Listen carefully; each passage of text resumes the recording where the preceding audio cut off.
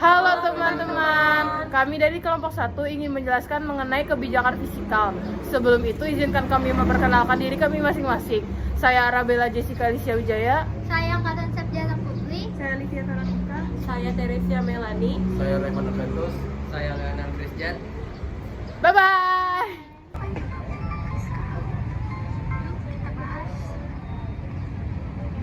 Kebijakan fiskal adalah kebijakan yang dilakukan pemerintah untuk mengelola pendapatan pengeluaran negara. Apa sih itu kebijakan fiskal? Aku masih belum paham. Bro masih belum tahu apa itu kebijakan fiskal? Kalian yang nggak tahu apa itu kebijakan fiskal, jadi kebijakan fiskal atau fiscal policy adalah kebijakan pemerintah dalam mengatur penerimaan dan pengeluaran negara melalui APBN atau anggaran penerimaan dan belanja negara. Nah, kebijakan ini bertujuan untuk menjaga dan mencapai kestabilan ekonomi. Caranya dapat mendorong investasi, memperluas lapangan kerja, menumbuhkan ekonomi secara berkelanjutan. Selanjutnya ada peran kebijakan fiskal. Yang pertama, meningkatkan produksi nasional atau PDB dan pertumbuhan ekonomi.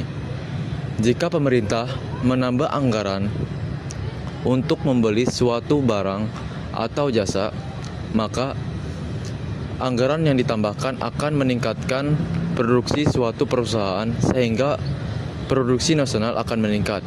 Jika produksi nasional meningkat, maka pertumbuhan ekonomi juga akan meningkat. Yang kedua, menstabilkan harga-harga barang. Pemerintah menggunakan berbagai instrumen fiskal seperti pajak dan pengeluaran untuk menjaga harga-harga barang tetap stabil dan tidak mengalami kenaikan harga atau inflasi. Yang ketiga, menciptakan pemerataan distribusi pendapatan. Maksudnya adalah upaya pemerintah untuk mengurangi kesenjangan pendapatan di masyarakat, sehingga pendapatan dapat dibagi secara adil dan lebih merata. Yang keempat, memperluas kesempatan kerja dalam rangka mengurangi pengangguran dan kemiskinan. Pemerintah menggunakan alat-alat fiskal seperti anggaran belanja dan pajak untuk menambah lapangan kerja agar lebih banyak, sehingga dapat mengurangi pengangguran dan dapat meningkatkan pendapatan masyarakat, yang kemudian akan mengurangi kemiskinan. Yang keempat, memperluas kesempatan kerja dalam rangka mengurangi pengangguran dan kemiskinan. Pemerintah menggunakan alat-alat fiskal seperti anggaran belanja dan pajak untuk menambah lapangan kerja agar lebih banyak, sehingga dapat mengurangi pengangguran dan dapat meningkatkan pendapatan masyarakat, yang kemudian akan mengurangi kemiskinan. Ya, sekian. Terima kasih. Kak, bahas fungsi-fungsi kebijakan fiskal dong. Fungsi kebijakan fiskal.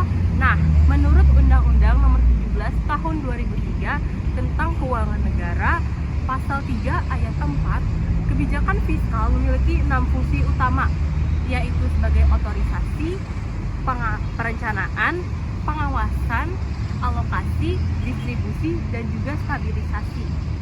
Nah, 3 di antara fungsi tersebut, yaitu fungsi alokasi, distribusi, dan juga stabilisasi, erat kaitannya dengan trilogi pembangunan, stabilitas nasional, pertumbuhan ekonomi tinggi, dan juga pemerataan pendapatan.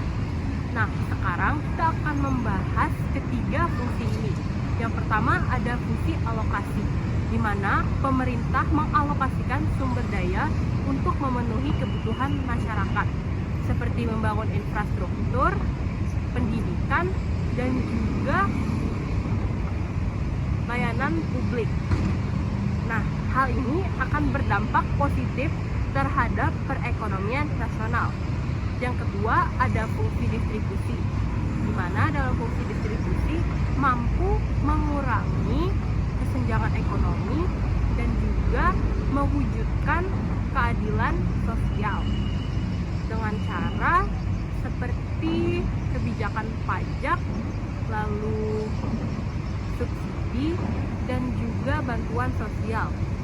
Yang ketiga ada fungsi stabilisasi, di mana kebijakan fiskal itu dapat mengontrol inflasi menjaga harga tetap stabil, dan juga mampu menciptakan lapangan kerja.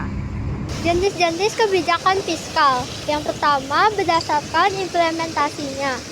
Yang pertama ada ekspansif, kebijakan yang dimana pemerintah menambah belanja dan mengurangi pajak. Tujuannya agar ekonomi tumbuh dan tingkat pengangguran di suatu negara berkurang.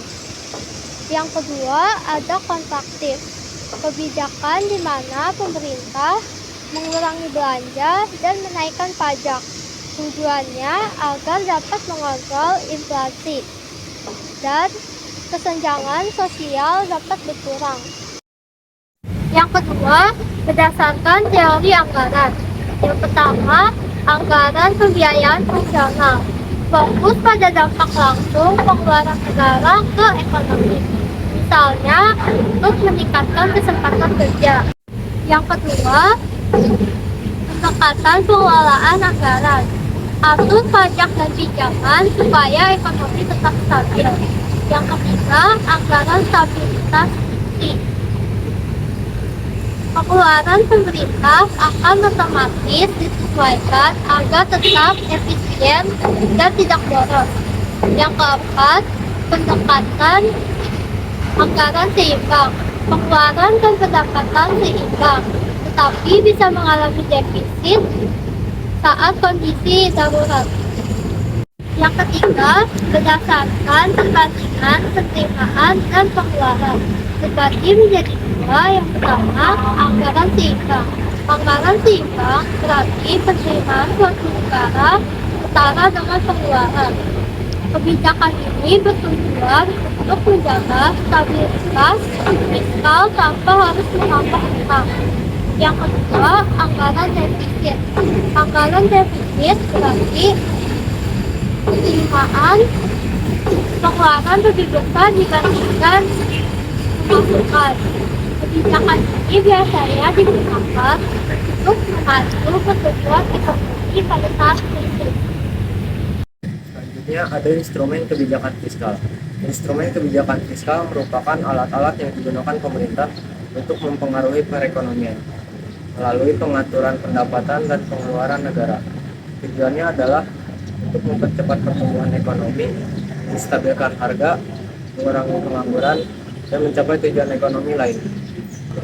Yang pertama ada pajak. Di sini pajak berfungsi sebagai pengatur perekonomian dan menjaga kestabilan ekonomi, dan juga dapat menjadi pendapatan bagi negara dan membantu pemulihan ekonomi. Yang kedua ada belanja pemerintah. Belanja pemerintah di sini dapat membantu pertumbuhan perekonomian, mengurangi pengangguran dan menciptakan lapangan kerja. Melalui belanja pemerintah, pemerintah dapat mendukung investasi, mengurangi inflasi, dan meningkatkan daya beli masyarakat. Yang ketiga, transfer pembayaran. Transfer pembayaran ini berfungsi untuk meningkatkan pendapatan dan kekayaan masyarakat, serta mengurangi kesenjangan ekonomi. Tunjangan transfer meliputi berbagai bantuan sosial, seperti uang pensiun dan tunjangan pengangguran. Pembayaran transfer merujuk pada mekanisme yang digunakan oleh pemerintah untuk mengalokasikan atau mengelola dana yang ditransfer dalam bentuk individu, rumah tangga, ataupun lembaga lainnya, tanpa pertukaran barang atau jasa sebagai imbalannya. Subsidi adalah bantuan dari pemerintah kepada masyarakat atau perusahaan untuk menjaga harga tetap terjangkau. Tujuannya melindungi konsumen dan produsen, menjaga daya tarik, dan mendorong pertumbuhan ekonomi. Selanjutnya ada pinjaman fiktif, digunakan pemerintah untuk membiayai pembangunan dengan menerbitkan obligasi atau surat utang negara, bisa disebut SUN. SUN mendapat bunga dari pemerintah dan ingin mengurangi ketergantungan kepada pinjaman luar negeri. Nah, sekarang ada dampak kebijakan fiskal terhadap perekonomian. Kebijakan fiskal akan berpengaruh terhadap perekonomian melalui penerimaan dan pengeluaran negara. Dalam perhitungan penerimaan dan pengeluaran negara akan diperoleh anggaran surplus atau defisit APBN.